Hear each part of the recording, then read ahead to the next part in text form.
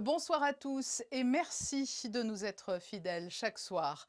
Dans cette édition, nous tenterons de vous aider à rester optimiste et garder le moral, car nous sommes aujourd'hui le Blue Monday, la pire journée de l'année, et le contexte Covid ne facilite pas les choses.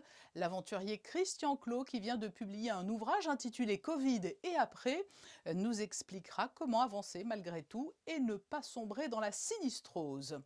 Le début d'année coïncide aussi avec les traditionnelles cérémonies des vœux. Le président du Conseil national n'a pas dérogé à la règle. Stéphane Valéry a reçu aujourd'hui la presse. Il sera notre invité pour faire le point sur la gestion de la crise sanitaire à Monaco et évoquer les projets que portera le Conseil national cette année.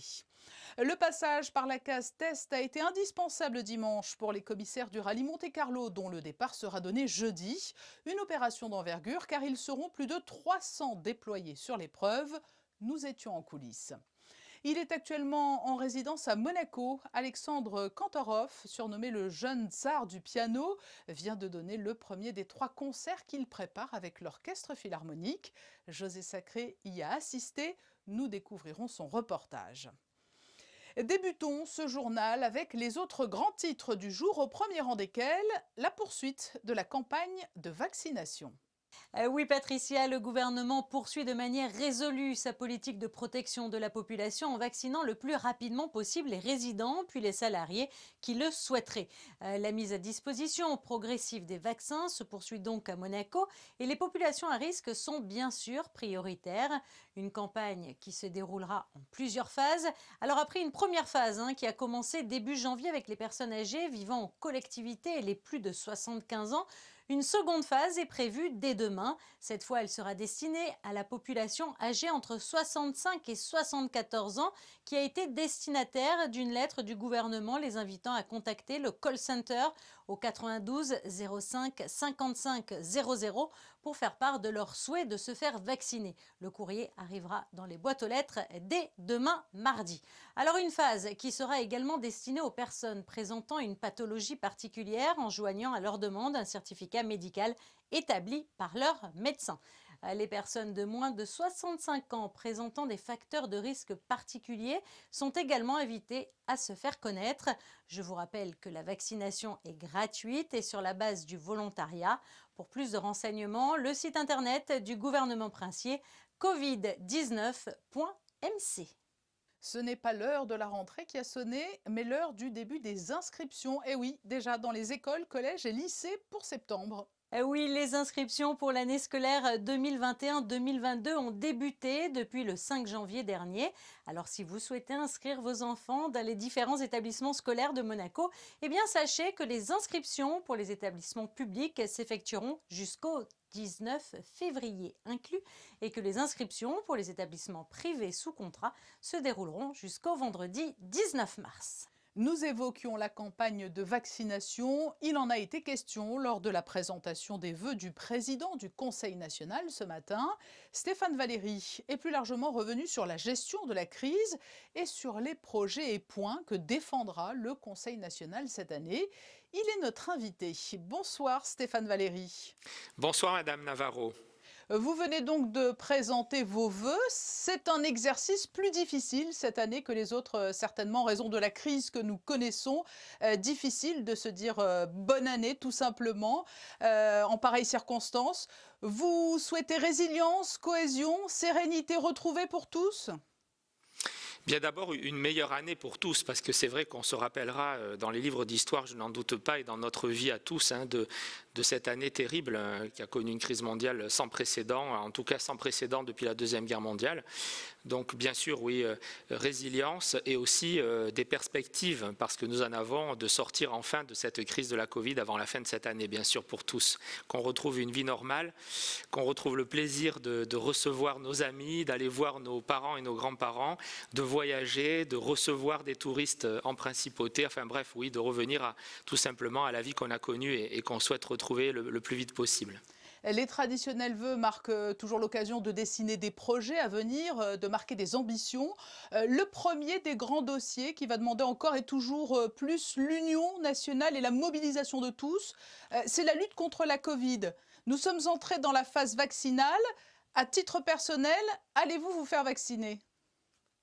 Je le ferai dès que mon tour viendra et si, je crois, après un certain délai, mais là j'en parlerai le moment venu car je n'ai pas 65 ans, donc je suis encore un quinquagénaire, donc je ne serai pas non plus dans la deuxième vague prioritaire des personnes à vacciner.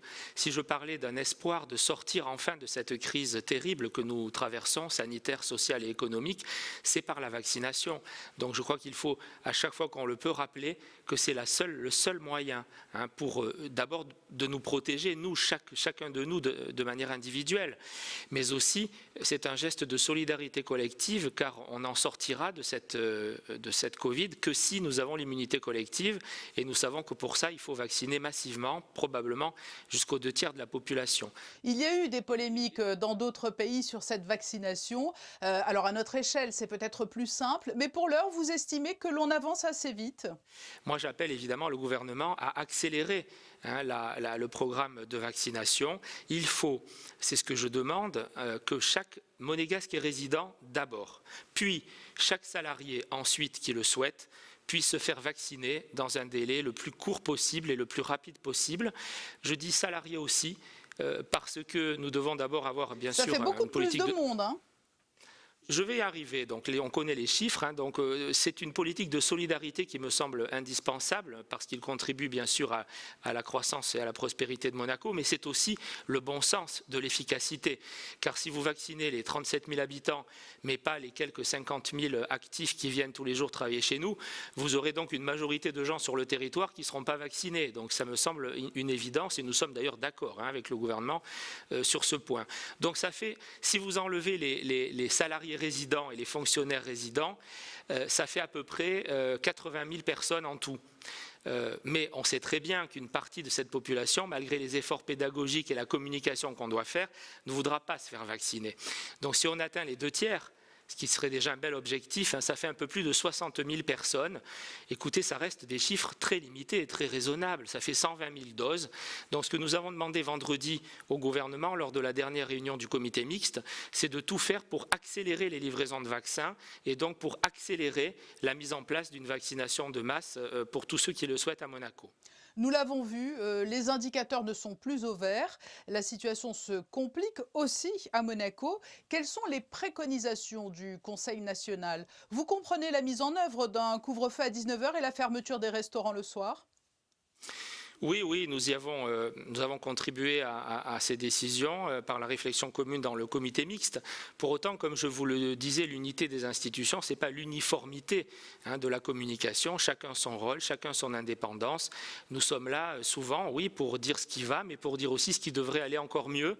Ce qui me donne d'ailleurs le plaisir de dire que globalement, Monaco, grâce au prince souverain, grâce à ce comité mixte, s'en sort beaucoup mieux que la plupart des autres pays, il faut le dire. Je voudrais rendre hommage aussi à tous les personnels qui s'occupent remarquablement bien de l'accueil et de la vaccination qui est en cours pour l'instant à l'espace Léo Ferré, bientôt au Grimaldi Forum. On a une qualité de nos personnels de santé, une qualité de notre politique de prévention en matière de santé. Et il faut le dire, ça se passe bien. Ces mesures sanitaires mises en place ne sont pas sans conséquences. De nombreuses aides financières destinées à soutenir les acteurs de l'économie monégasque ont été mises en œuvre. Il faut poursuivre cet élan national sans compter. Nous allons poursuivre le CTTR aussi longtemps que possible pour sauver les emplois. Nous avons demandé vendredi au gouvernement, mais nous sommes en phase avec Jean Castellini, le conseiller de gouvernement, ministre de l'économie et des finances, de renforcer les aides de la CARE, la commission d'accompagnement à la relance économique. Cette commission, elle doit aider davantage d'entités parce que la crise se poursuit et autant certains secteurs s'en sortent bien, autant d'autres secteurs sont profondément et toujours très impacté par la crise de la Covid. Je pense bien sûr par exemple au tourisme et à l'événementiel. Et là, il faut aider davantage d'entreprises. Vous savez que jusqu'à présent, nous avons limité les aides à ceux qui ont au moins 50% de perte de chiffre d'affaires sur le dernier trimestre. Je crois que vu la durée de la crise, il faut descendre. Est-ce que c'est 40%? Est-ce que c'est 30%? Mais il faut aider davantage d'entités en difficulté. Et ensuite, celles qu'on aide, il faut les aider davantage.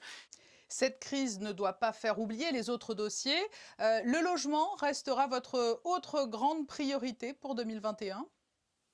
Bien sûr, je dirais que le logement des Monégasques, d'abord, c'est la priorité de notre mandat. Donc jusqu'au terme de ce mandat, jusqu'au dernier jour en février 2023 de ce mandat, les conseillers nationaux, les conseillères nationales veilleront à ce que le plan logement décidé par le Prince, qui était souhaité par les Monégasques et par le Conseil national depuis l'élection de février 2018, soit mis en place par le gouvernement dans les délais respectés de livraison des immeubles domaniaux. 600 appartements sont en cours de construction sur les 2 tours de Testimoniaux, sur le Palais Honoria, au croisement du boulevard du Jardin Exotique et du boulevard de Belgique, sur le Grand Ida, dans le quartier de la Condamine de la rue Platy. Donc il faut maintenant bien sûr assurer les livraisons dans les délais pour qu'en 2023, toutes les familles monégasques dont la situation le justifie soient bien logées. Quels sont les autres grands projets que vous souhaitez voir prendre forme en 2021 ? Le gouvernement s'est engagé à déposer un projet de loi qui reprend une proposition de loi que nous avons votée contre le harcèlement scolaire, qui est demandé et attendu par les parents d'élèves. Nous avons reçu un projet de loi pour renforcer la répression contre les abus sexuels, que nous allons étudier aussi rapidement en priorité. Il y a aussi, nous attendons donc au mois de juin le retour de notre proposition de loi qui est relative à la transmission de la nationalité par mariage. Et vous le savez, donc nous avons choisi de passer de 10 ans à 20 ans le délai donc pour la transmission de la nationalité. Et puis, alors un texte très important qui est la priorité qui arrive là, dès la fin du mois de janvier, début février.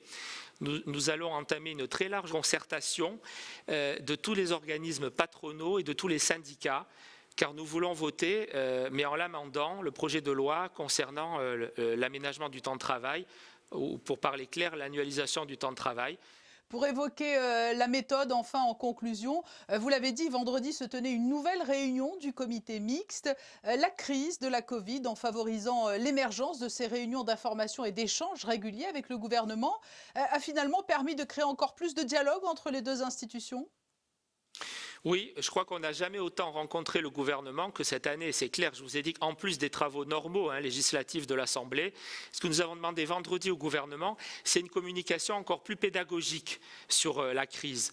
Car nous voulons, nous, la plus grande adhésion possible de la population vis-à-vis des mesures prises par le gouvernement. Et pour ça, à notre avis, au-delà des chiffres qui sont déjà publiés chaque jour, et c'est très bien, le nombre de cas positifs, le nombre d'hospitalisations, le nombre de personnes aussi en réanimation, nous demandons l'ajout de paramètres qui vont permettre de comprendre pourquoi nous prenons ces décisions. Ces décisions ne sont pas prises au hasard par les autorités. Nous voudrions donc ajouter le pourcentage chaque jour de lits occupés par les patients Covid en réanimation pour bien qu'on comprenne que c'est ce paramètre-là aussi qui nous conduit soit à durcir, soit à assouplir les mesures. Nous demandons la publication, vous savez, de ce fameux taux R, c'est-à-dire la reproduction. Si c'est au-dessus de 1, le virus se répand plus. Si c'est au-dessous de 1, le virus diminue dans sa propagation. Stéphane Valéry, merci d'avoir répondu à ces questions alors que se tenait aujourd'hui la cérémonie de présentation des vœux du Conseil national à la presse. Merci.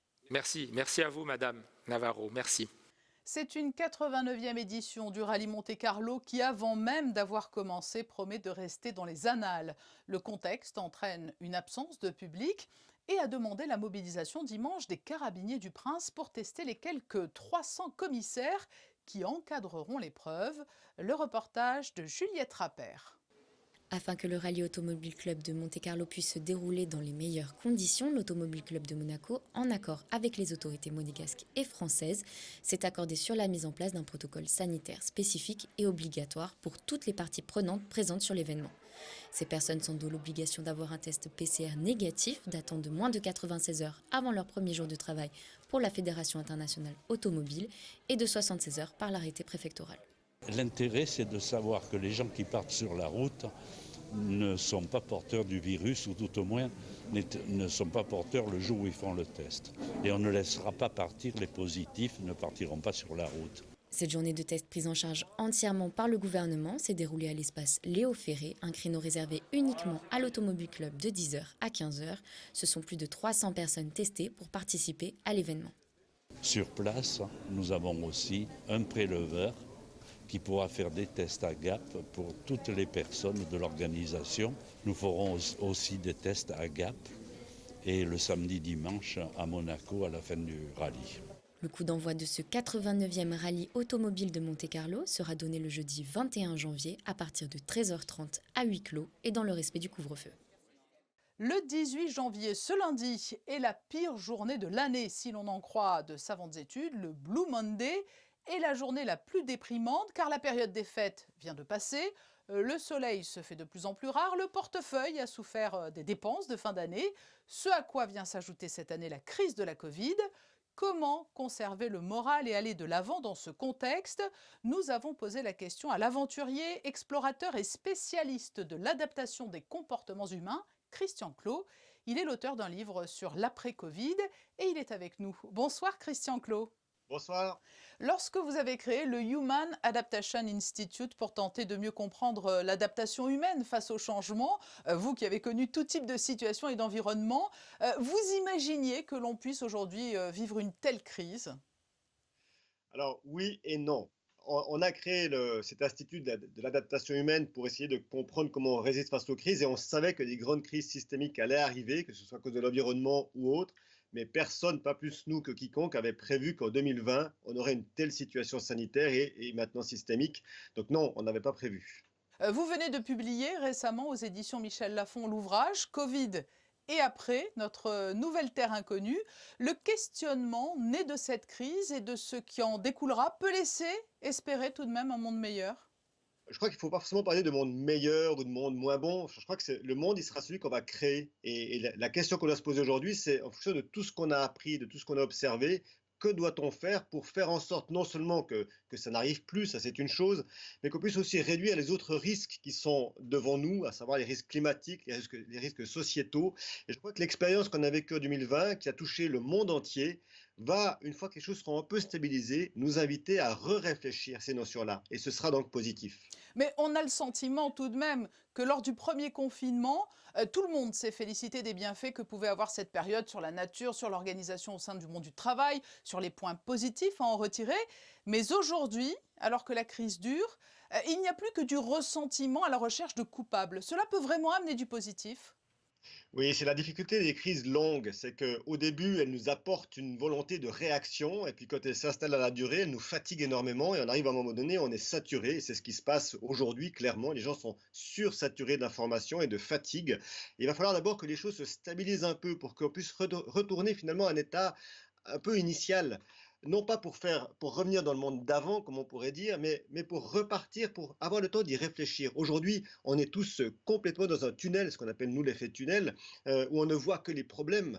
Mais une fois qu'on pourra casser cet espace-là, on pourra revoir un peu les possibilités. Donc oui, des choses sortiront, mais ça demandera une volonté citoyenne, personnelle et des entreprises, des gouvernements, qu'il va falloir soutenir. Et donc nous, en tant que citoyens, il faut qu'on pousse à ça. On peut pousser les gouvernements, il faut agir. Nous sommes aujourd'hui en plein cœur de la journée qualifiée de pire de l'année en raison de la météo, des fêtes qui se sont achevées et qui ne sont plus qu'un lointain souvenir. Le moral serait particulièrement en berne à cette période de l'année, dans ce contexte encore plus. Comment peut-on aborder la situation avec plus d'optimisme? Alors déjà, je crois qu'il faut qu'on balaye ces idées de jours les plus durs, les plus sombres et tout ça. D'abord, c'est qu'une vision occidentale, parce qu'aujourd'hui, on parle de Blue Monday parce qu'on est en hiver, qu'il fait gris, que c'est après les fêtes. Dans les pays du Sud, ils ne sont pas du tout au Blue Monday, ils sont au contraire au moment où ça va le mieux, parce que c'est le soleil, parce que c'est l'été. Donc je crois qu'il faut qu'on voit notre situation mondiale plus que uniquement personnelle, réaliser que le monde, il a aujourd'hui beaucoup de difficultés, mais aussi beaucoup de chances, beaucoup de cerveaux qui sont en train de travailler pour faire évoluer les situations. Et puis nous, en tant que personne, chaque individu, il y a deux solutions aujourd'hui pour le futur. Soit on se dit, de toute façon, c'est foutu, il n'y a rien qui va bien et tout ça, puis on arrête de lutter et rien ne se passera, c'est certain. Soit on se dit, OK, personne ne connaît le futur. On l'a vu en 2019, personne n'avait prévu 2020. Donc faisons la même chose pour 2022. Prévoyons un futur possible et essayons de le construire pas à pas. Si on essaye des choses, certaines choses se réaliseront. Donc ça vaut la peine d'essayer. Finalement, en toutes circonstances, on peut apprendre ou réussir à tirer le meilleur même des pires expériences. Oui, je crois que c'est justement cette crise nous invite à ça. On a une intelligence collective extraordinaire dans le monde et dans nos pays particulièrement grâce à l'éducation qu'on reçoit. Eh bien, valorisons cette éducation pour pouvoir justement se dire, OK, on s'assoit 2 minutes, on arrête la course, ça vaudra la peine aussi de le faire et on réfléchit à notre futur. Mais surtout, on agit pour qu'il soit possible, pas pour le voir se détruire. Il y a beaucoup à faire. Il y a plein de citoyens aujourd'hui qui le veulent, qui le tentent. Il y a des gens qui sont dans la rue pour réclamer une meilleure gestion du climat, une meilleure gestion de l'écologie. Très bien, c'est très beau. Et ce sont des mouvements qui n'existaient pas de telle manière il y a encore quelques années. Donc valorisons ça et surtout, n'ayons pas un optimisme démesuré, mais ayant un réalisme constructif qui nous fait dire avançons ensemble. Très bien, merci d'avoir accepté notre invitation alors qu'est paru, je le rappelle, aux éditions Michel Lafon, ce livre intitulé Covid et après, notre terre inconnue. C'est un plaisir.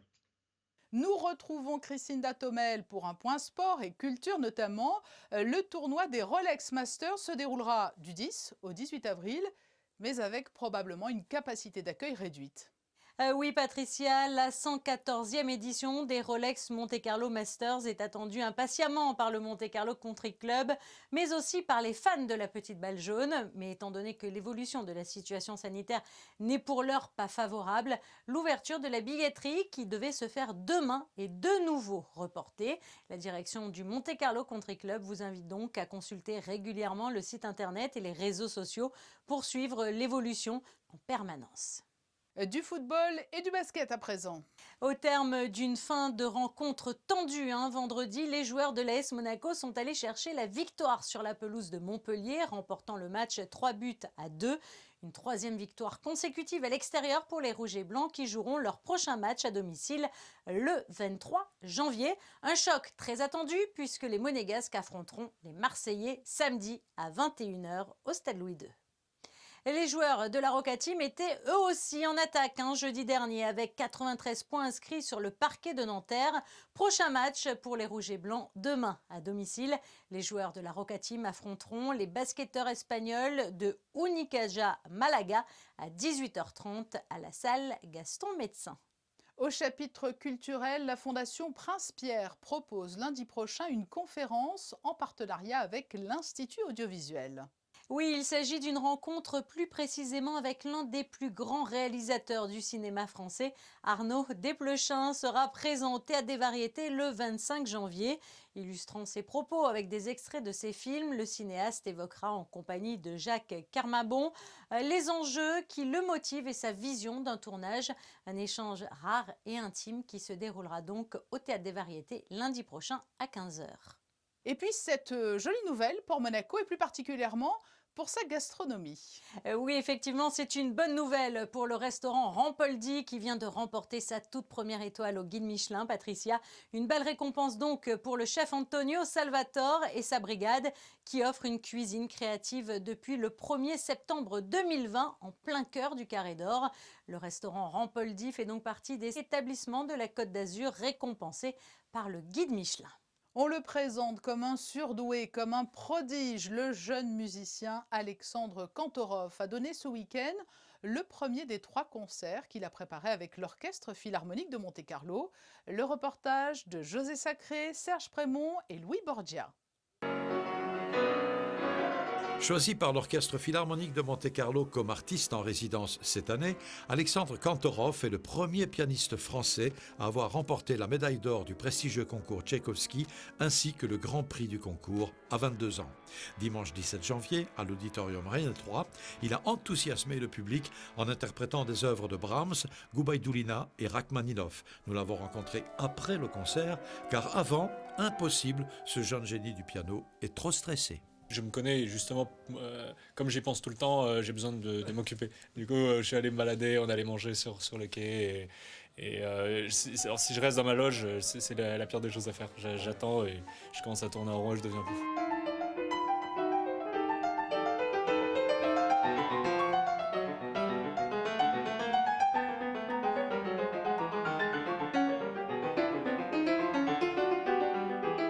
Alexandre Kantorov, vous avez à peine plus de 20 ans. Vous êtes une star, vous avez même surnommé le tsar du piano français. Comment vous vivez ça ? Étonnamment, en fait, je suis très mauvais. Depuis longtemps, bien avant les éloges et tout ça, j'ai un peu un blocage psychologique avec mon portable, donc je suis très peu connecté. Et déjà, j'ai du mal à répondre régulièrement à mes amis, on va dire. Alors, se connecter, avoir des réseaux, ça, j'arrive pas. Donc déjà, le fait que je regarde pas tout ça, j'aspire beaucoup plus à avoir un sorte de confort et une base de vie qui soit bien stable et qui soit, on va dire, assez normale. Dernière pièce au programme de ce concert d'Alexandre Kantorov, de Brahms, l'étude numéro 5 d'après Jean-Sébastien Bach, une chaconne pour la main gauche. Magnifique.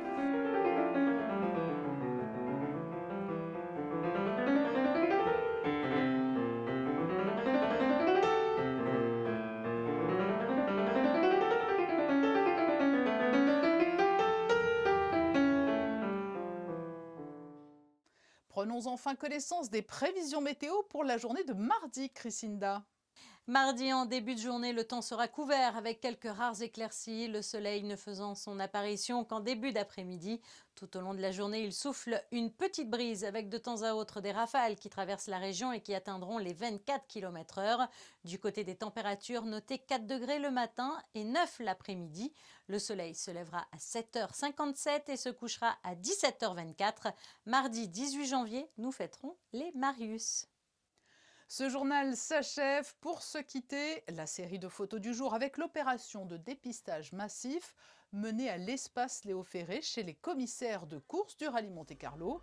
Je vous donne rendez-vous demain à 19h pour un nouveau journal. Très belle et douce soirée à vous.